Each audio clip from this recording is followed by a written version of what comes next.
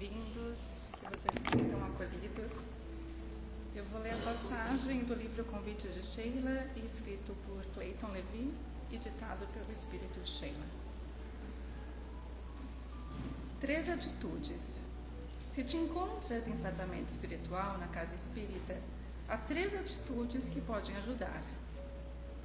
Tenta situar o pensamento nas faixas do equilíbrio mental. Ninguém deixa as zonas da sombra sem esforço próprio na conquista da luz. Dedica alguns instantes diários à prece e à reflexão, a fim de favoreceres o teu mundo interior. Busca sair das emoções negativas. O pranto que desabafa é justo, mas cultivar a mágoa indefinidamente é inútil. Destina alguns momentos à leitura edificante ou ao diálogo esclarecedor, a fim de te fortaleceres por dentro. Procura, na medida do possível, dedicares alguma ação no campo do bem. O auxílio aos demais necessitados coloca em movimento as forças do espírito, que desenvolvem resistências morais. Simples gestos de amor pode consolar ou ajudar inúmeros corações. Por certo, a casa espírita trabalhará para que recobres o equilíbrio.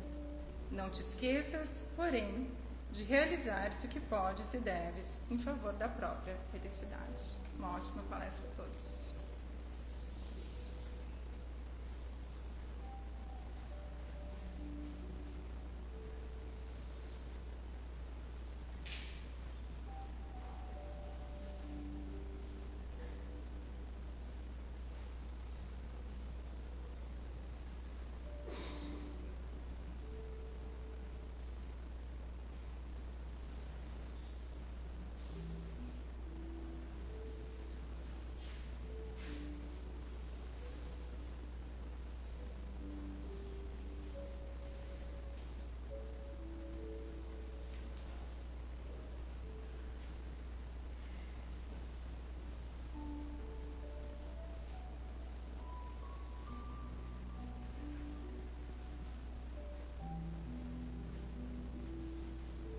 Uma boa noite a todos, sejam todos muito bem-vindos, encarnados e desencarnados. Os irmãos que estão chegando a primeira vez à nossa casa também sintam-se abraçados, envolvidos por essa energia de amor, de luz, de paz que aqui viemos buscar. Também os irmãos que nos assistem e nos acompanham pelo canal remoto, que possam também, aonde estiverem, sentirem essa harmonia do Cristo em seus corações. E para iniciarmos os trabalhos da noite de hoje, vamos pedir a todos que possam acerenar os seus corações, quem tiver os domínios das suas emoções, se quiserem, podem fechar seus olhinhos, fazer uma respiração bem profunda, bem tranquila. Imaginamos o Cristo em nossas vidas, aqui junto de nós, para que possamos humildemente pedir a Ele que, junto com seus mensageiros do bem, possam estar junto de nós nesse momento, que possamos deixar lá fora todas as nossas preocupações, tudo que faz parte do mundo físico, e que possamos nesse momento cuidar do nosso mundo espiritual. Amigo Jesus, Tu que és o nosso modelo e guia, rogamos a Tua divina presença em nós nesse momento.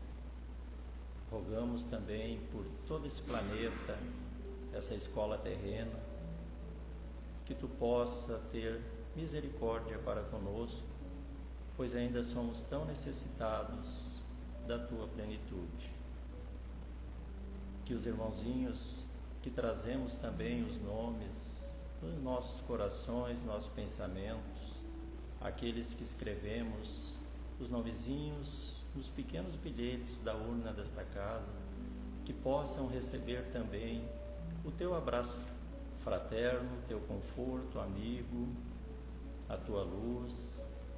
E nós, não só pedindo, Jesus, queremos Te agradecer por este momento, Te agradecer pela família que temos, por esta casa de oração, a tua casa, o Centro Espírita Caminho de Luz e todas as religiões que pregam a tua palavra, a tua caminhada nesse planeta escola.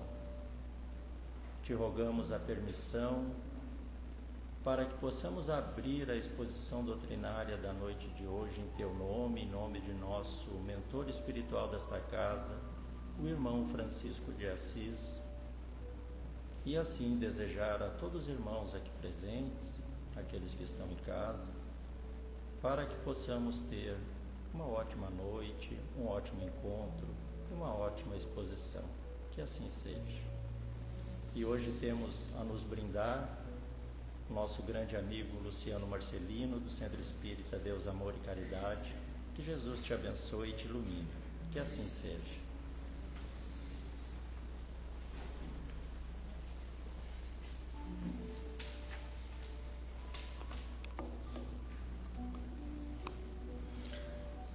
Boa noite.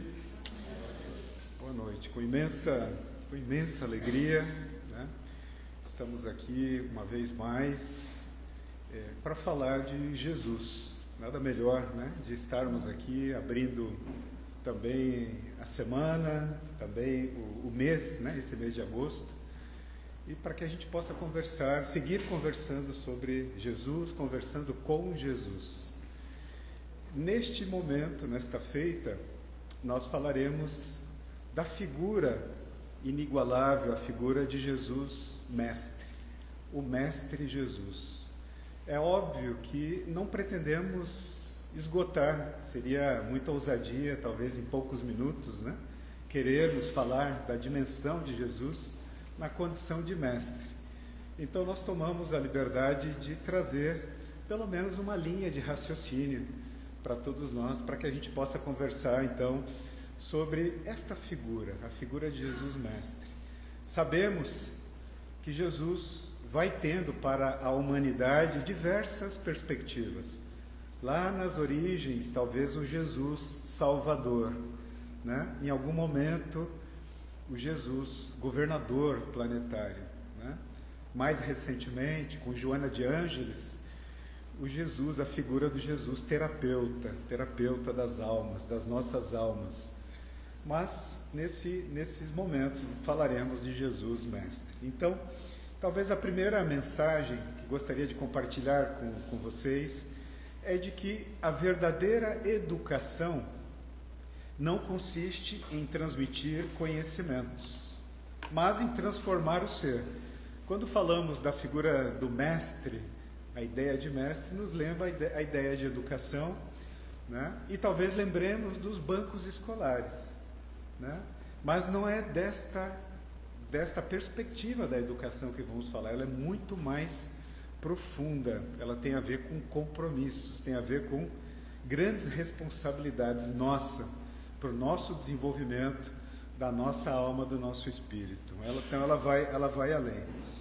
Então é por isso que nós falaremos de uma dimensão de educação quando mencionamos Cristo, e talvez as nossas palavras que aparecem como educação integral, certamente não alcança a figura do Cristo, né? Integral para nós, seres humanos, mas essa educação integral ela tem a ver com o desenvolvimento do nosso organismo, desse corpo, a educação do nosso corpo como instrumento, mas também a educação da nossa mente, a educação das nossas emoções. Olha que complexo, né?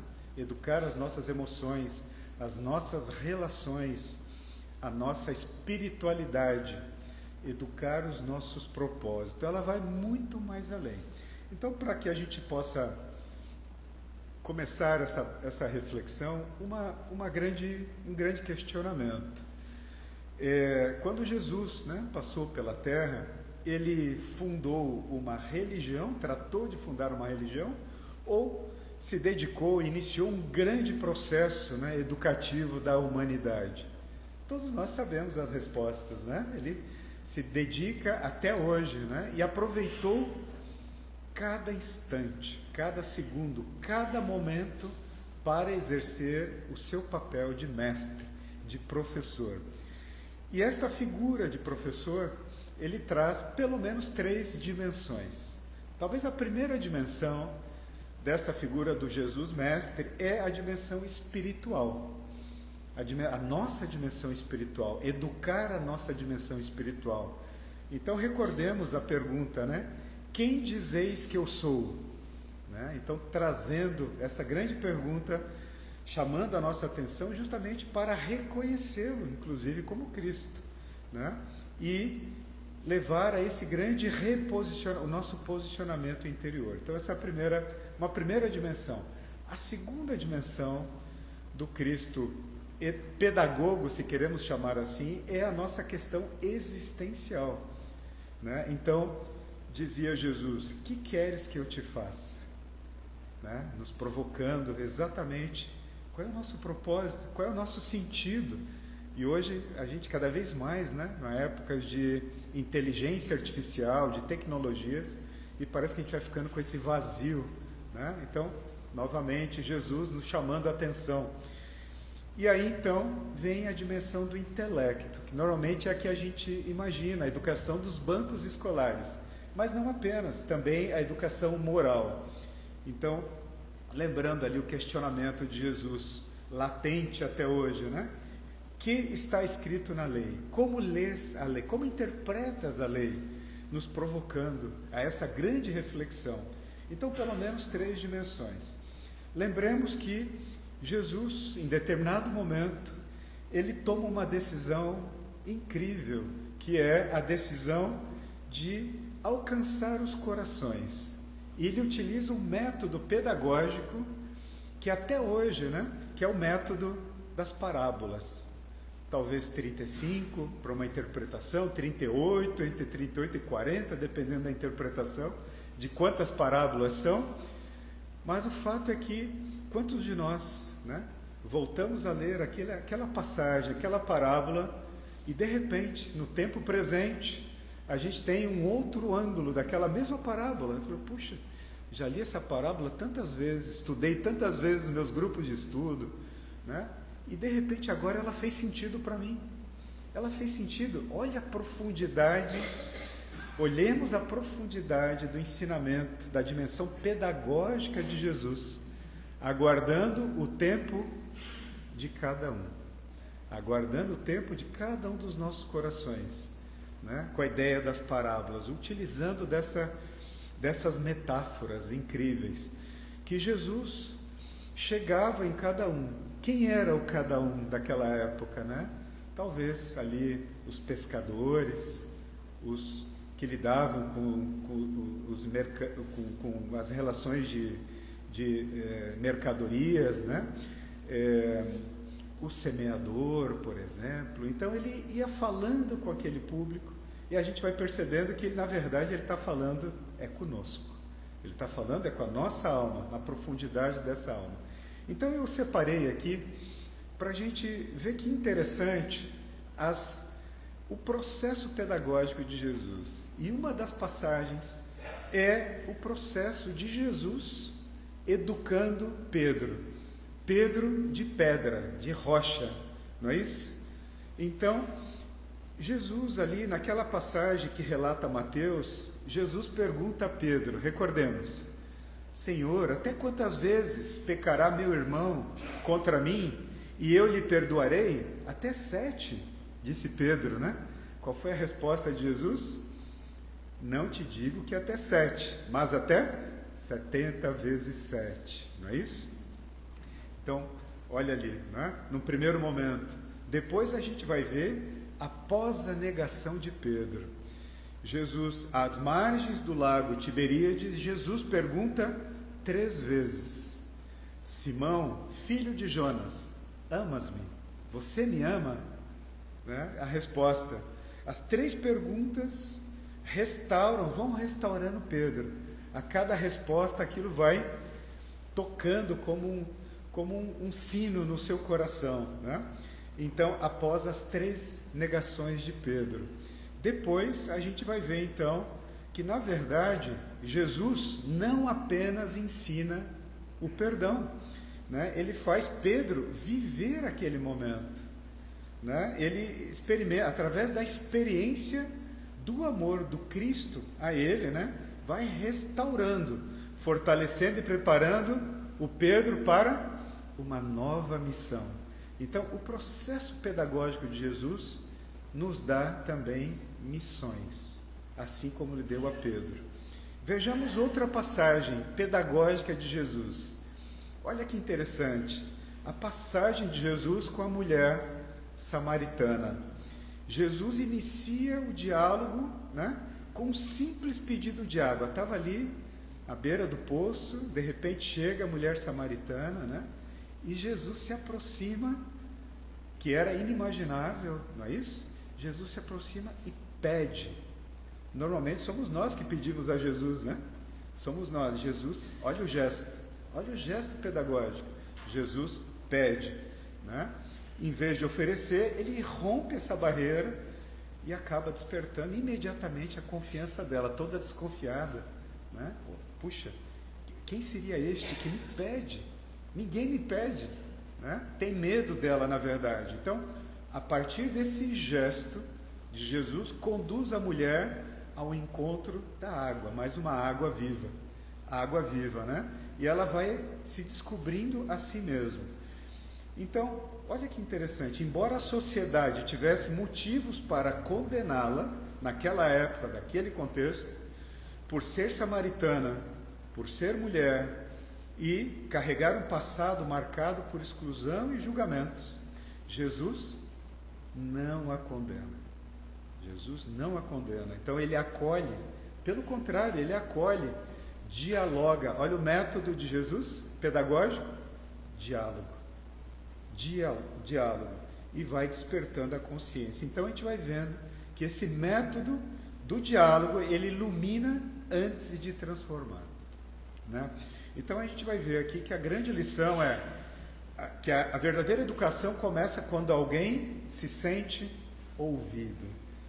Que importante hoje, né? Nos dias atuais, as pessoas com o seu telefone ou com o seu tempo não estão de corpo presente, não é isso? Então é o momento da atenção, o momento do cuidado com o outro, de escutar o outro, estar ali para dialogar e não apenas para fazer monólogos. Às vezes só nós queremos falar, a gente não abre espaço para poder escutar e dialogar, que é o método de Jesus. Então, o diálogo, né, para vir à descoberta de si mesmo.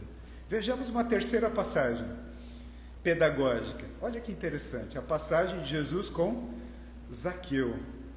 Recordemos Zaqueu, né? Zaqueu era chefe dos cobradores de impostos, né? Completamente inimigo ali do povo judeu. O povo judeu tinha distância, na verdade. Olha o processo de Jesus, aonde que ele chega, né? Ele vai justamente aonde? Em Zaqueu, né? Ele vai em Zaqueu. Então, sem julgamentos, sem sermões, Jesus aceita entrar na casa de Zaqueu. Olha o gesto. Eu entro à sua casa, na casa de Zaqueu. O acolhimento desperta então uma mudança instantânea em Zaqueu, né? Levando ele a imediatamente observar seus próprios equívocos. Então Jesus não vê apenas o pescador. Jesus, ele vê o Filho de Deus em processo de transformação.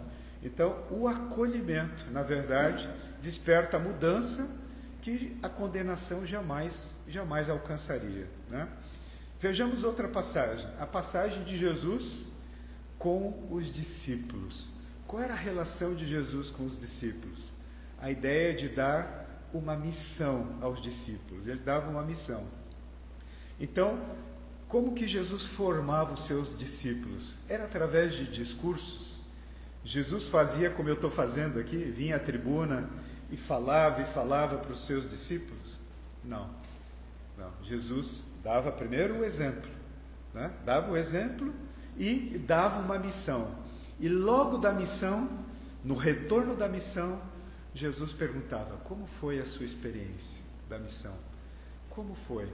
E aí começa a interagir e dali começa o processo de crescimento individual de cada um dos seus discípulos, né? Mas talvez dos processos pedagógicos de Jesus, a gente vai chegar, né, no diálogo de Jesus com Nicodemos, que num primeiro momento absolutamente nega Jesus. E Jesus, naquele diálogo, Jesus fala em nascer de novo. Imagina, ele não entendia, não alcançava. Até hoje a humanidade tem dificuldade, imagina aquela época, né? Como assim nascer de novo? Voltar ao ventre? É assim, então, aquele diálogo. E Jesus plantava uma semente. O Jesus semeador, pedagogo semeador, plantava uma sementinha ali na cabeça de Nicodemos. Eu vou fazer uma pergunta aqui para vocês.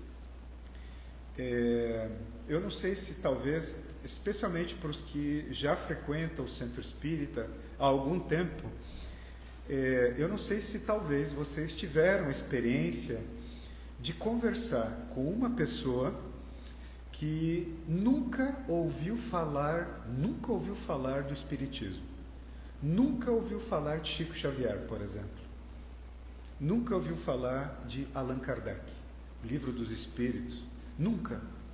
Alguém já teve a experiência de conversar com alguém assim? Alguém já teve esse tipo de... né? Olha que interessante. A questão é, como nós começaríamos esse diálogo? De que maneira? Puxa, tem tanta coisa para ser dito, né? Como é que seria esse diálogo? Como é que seria esta conversa? Então, imaginemos aí Jesus falando com Nicodemos. Por onde Jesus começou? Olha o processo pedagógico. Ele já falou tudo de uma vez? Não, inclusive para toda a população daquela época, né? Aos pouquinhos. A semente. Ele plantou uma sementinha, uma ideia, e continua o diálogo, né? Depois ele aparece, Nicodemos, depois ele reaparece defendendo Jesus. Olha só que interessante, né? E mais ainda, né? Após a crucificação, né? Ele participa inclusive do sepultamento do Cristo. Nós estamos falando de um horizonte de 1 ano, 2 anos, desde o primeiro diálogo, 3 anos no máximo, né? Eu vou dizer um fato aqui para vocês. Eu estava conversando com meu pai tem 78 anos, é aqui da nossa região, e ele começou a contar um fato e se emocionou. Aí ele se emocionou, todos nós nos emocionamos também, porque ele estava dizendo o seguinte, que a juventude, a infância, a juventude dele aqui, era sempre com uma funda no pescoço. Todo mundo sabe o que é funda? Funda, um estilingue, esse para matar passarinho, esse. Então ele disse que a infância dele era assim, com a funda, e que ele gostava disso, sentia prazer nisso, e ele tinha muitas gaiolas. Eu cresci com muitas gaiolas na casa do meu pai, né? E ele estava relatando que, curiosamente, ele começou a se dar conta que talvez que quando ele prendia ali os passarinhos, ele desenvolveu essa ideia de que talvez os passarinhos não gostavam dele, parece que ficavam ariscos e tal, mas ele criou essa ideia na cabeça dele. E ele estava contando que depois que ele libertou todos esses passarinhos, isso já faz bastante tempo, na casa do meu pai, aqui em Tubarão, tem um pé de laranjeira bem grande atrás, e no final de tarde é cheinho de passarinho. É muito lindo, todo fim de tarde tem muito passarinho aí. E ele fica ali sentado, meu pai abre banana, laranja, as frutas, e coloca ali para os passarinhos, a água, né, e tudo isso. Imagina, é uma festa no fim de tarde, realmente é muito bonito. Então meu pai começou a contar para nós de que, curiosamente, depois que ele decidiu libertar os passarinhos, eles vieram aos montes. E agora ele sente prazer naquele ato. Então nós estamos falando de uma pessoa que talvez num horizonte de 30, 40 anos, nesse tema, nesta perspectiva, teve uma mudança como essa de Nicodemos. Uma mudança profunda de repente, estou falando de um tema, mas quantos temas, quando a gente olha e analisa a nós mesmos, né? Quantas coisas eu já deixei de fazer?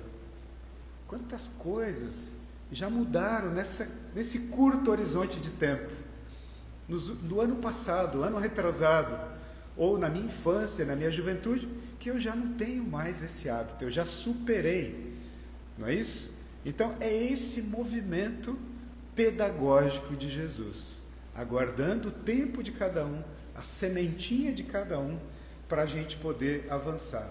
Olhamos a situação de Maria Madalena, o diálogo de Jesus com Maria Madalena. Então, aquele momento, né, que nós sabemos a ideia dos demônios, na verdade, desse grande processo obsessivo, e Jesus, né, intervém exatamente por Maria Madalena naquele momento, e Maria Madalena então começa a segui-lo, né, estava fiel com Jesus ao pé da cruz, e de repente então é para ela que Jesus aparece primeiro. Olha só o processo de transformação naquele curto espaço de tempo. É essa transformação que vem de um processo pedagógico também. E o que dizer de Tomé, né? Aquele discípulo que teve que tocar as chagas de Jesus para poder acreditar nele. E talvez Jesus pudesse repreendê-lo e dizer: puxa, depois de tudo que eu fiz, de todos os milagres, todos os prodígios que eu fiz, e você ainda não acredita em mim? Talvez Jesus pudesse repreendê-lo. Pergunto, Jesus repreendeu a Tomé? Quando Tomé duvidou dele? Não. E o que isso simboliza pedagogicamente? Desenvolver um a um, o tempo de cada um. O processo pedagógico de Jesus é chegar no coração de cada um, né? No tempo de Tomé. Então a gente vai ver que Jesus não usava essa exposição verbal, né? Na verdade, Jesus usava outros meios. Primeiro, Jesus provocava pedagogicamente uma experiência concreta. Qual era a experiência que Jesus provocava? Uma missão. Olha, você vai ter essa missão. Vai lá naquela comunidade, conversa com aquela população. Jesus organizava um encontro, talvez como este, né? Os grupos de estudo, um encontro. Ele realizava um encontro. Jesus lançava um desafio, talvez uma pergunta que levaríamos talvez existências, e talvez estejamos até hoje com aquela ideia daquela pergunta de Jesus, né? Jesus nos levava à reflexão, lançava a ideia também simbólica das parábolas, aguardando o tempo de cada um, despertar de cada um, e principalmente convidava a uma transformação interior. Sem a intenção de estender, mas apenas queria chamar a atenção para um ponto. Quando nós olhamos os processos pedagógicos dos tempos atuais, a gente vai escutando algumas correntes de pensamento. Por exemplo, a aprendizagem dialógica, ou seja, do diálogo, vem de Jesus. Jesus usava o método dialógico, né? A aprendizagem significativa é uma expressão usada pela Unesco nos tempos atuais, lançado como novidade, mas era exatamente o que Jesus utilizava, né? As narrativas, né? A aprendizagem experiencial. Vai lá, você participa daquela experiência, narra aquela experiência, me diz o que você aprendeu com aquela experiência e aperfeiçoemos. Olha o método de Jesus. Aprendizagem personalizada. Lembremos de Tomé, por exemplo, né? E a aprendizagem dessa educação integral, de todas as dimensões, né? Então, quando a gente olha todas essas perspectivas, a gente vai vendo que enquanto, né, a humanidade ou a pedagogia moderna, ela está focada no homem integral, Jesus está focado no espírito integral. Como eu posso formar, né, um espírito imortal? Qual é o processo pedagógico de todos nós para o espírito imortal? Então é muito importante que recordemos um dos grandes mentores, né, um dos grandes pesquisadores e pedagogos, que é Henri Pestalozzi. Henri Pestalozzi, lá do século XVII, século XVIII, foi professor de Rivail, professor de Allan Kardec, né? Eu fiz questão de trazê-lo para lembrar, e agora mais do que nunca, que Pestalozzi se baseava em 3 fatores importantes. Ele dizia cabeça, hand, que é a ideia da nossa consciência, educar a nossa consciência. Olha que importante, educar a nossa consciência, educar o nosso coração, os nossos sentimentos. E dizia que nós temos que educar também as mãos. Então, cabeça, coração e mãos. São 3 palavras em inglês, que não vem ao caso, que começam com a letra H. Essa é da base da teoria do Pestalozzi. Mas Pestalozzi também dizia o seguinte: Pestalozzi utilizava a ideia de que toda criança, na verdade, é uma grande sementinha. Ela é uma sementinha.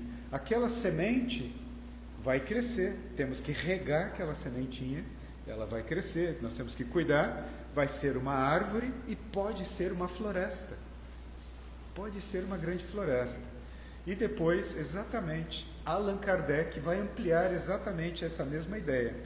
E aí, eu trouxe aqui, sem querer estender, 4 questões bastante diretamente relacionadas. Por exemplo, a questão 115 do Livro dos Espíritos, agora chegando a Allan Kardec, pergunta: por que existem espíritos em diferentes graus de evolução? E aí a resposta: os espíritos foram criados simples e iguais, né? Todos chegarão à perfeição, porém, segundo o esforço de cada um. E assim somos nós, assim somos nós, os alunos. Todos progrediremos segundo o esforço de cada um. Uns vão um pouquinho mais, outros um pouquinho para trás, outros reprovam de ano, outros ficam em prova final, não é isso? Mas todo mundo vai chegar lá, todo mundo vai chegar, né? Qual a finalidade das sucessivas encarnações? Progresso. Progresso gradual, né? Qual o objetivo? Aí a pergunta vai na mesma linha, né? Qual o objetivo da encarnação? Educação do espírito, né? Educação do espírito. Então vai na mesma linha. Então, com isso a gente vai chegando, dando um passo já bem mais adiante, lembrando aqui Leon Denis, também em relação ao processo pedagógico, dizendo: educação é mais poderosa que a instrução. Leon Denis dizia: instrução desenvolve o intelecto, mas educação desenvolve o caráter. Olha só, o caráter, olha a dimensão e o compromisso quando a gente se intitula ou se atribui a ideia de mestre ou de professor, porque nós estamos falando de formação. E de que professores nós estamos falando? Do pai, da mãe, da avó, do responsável direto, né? Do representante, das crianças, das novas gerações, dos jovens. Esses, exatamente, é nesta dimensão da educação que nós estamos falando. E esta dimensão, atribuindo na perspectiva de Jesus, na verdade, são missões, né? Ter um filho, alguém para cuidar, nós estamos falando de missão, né? Assumir missão. Vejamos Joana de Ângeles. Joana de Ângeles, ela vai num tema da educação extremamente sensível, porque Joana fala de educação das emoções. Olha isso, que tão complexo é educar as minhas emoções, os meus equilíbrios, né? Será que eu tenho um nível de equilíbrio, né? Quando a gente lê nas passagens espíritas, sempre tem uma palavrinha que me chama muito a atenção, que fala, por exemplo, a expressão imperturbável. Imperturbável. Já pararam para pensar nessa palavra? Chegar a esse estágio de ser imperturbável, né? As pressões do dia a dia, as pressões da matéria, dos desafios que todos nós temos, né? Vai nessa perspectiva. E também Emmanuel também trata dessa dimensão muito mais de associando a educação a sentimento e fala de hábitos. E os hábitos, sabe de onde que vem os hábitos? Da disciplina. A disciplina, a nossa capacidade de disciplina é que vai consolidando os hábitos, ou os novos hábitos.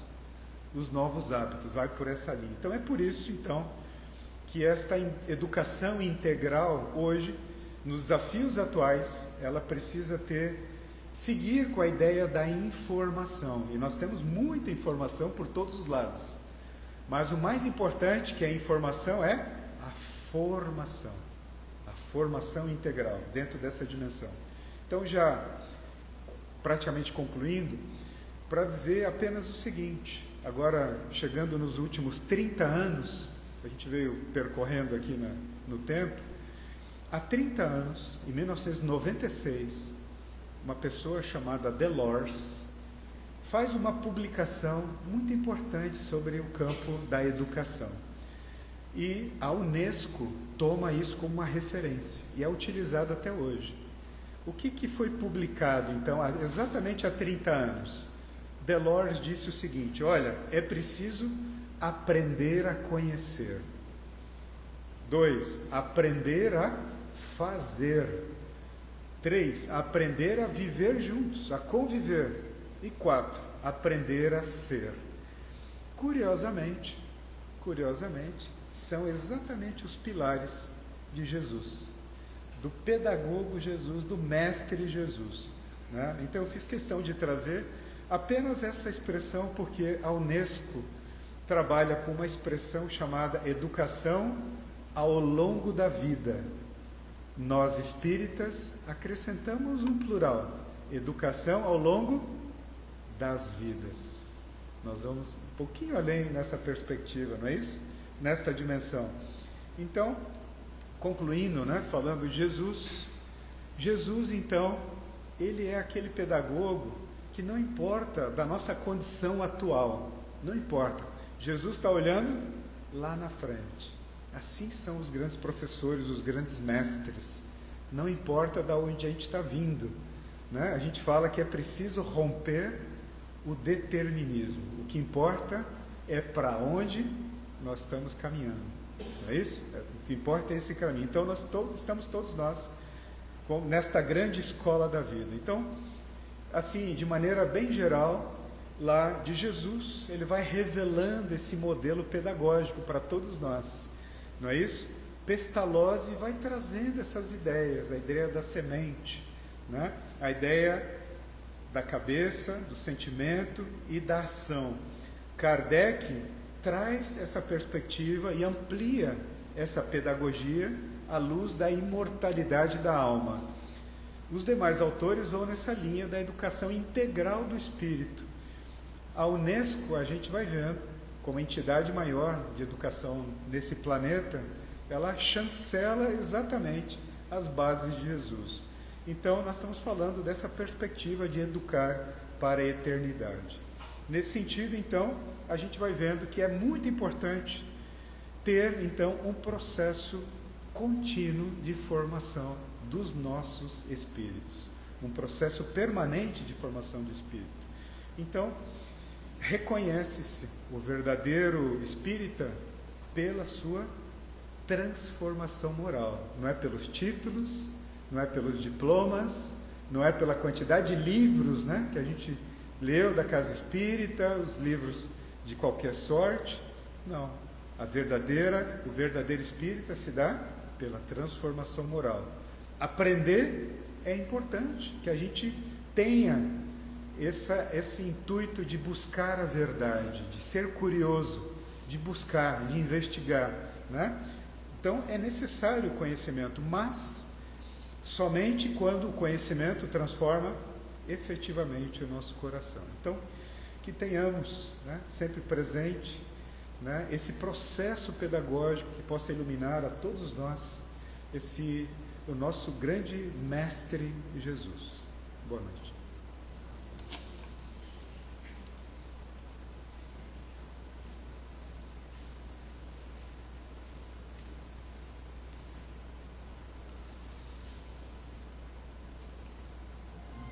poderíamos apenas dizer muito obrigado e boa noite, né?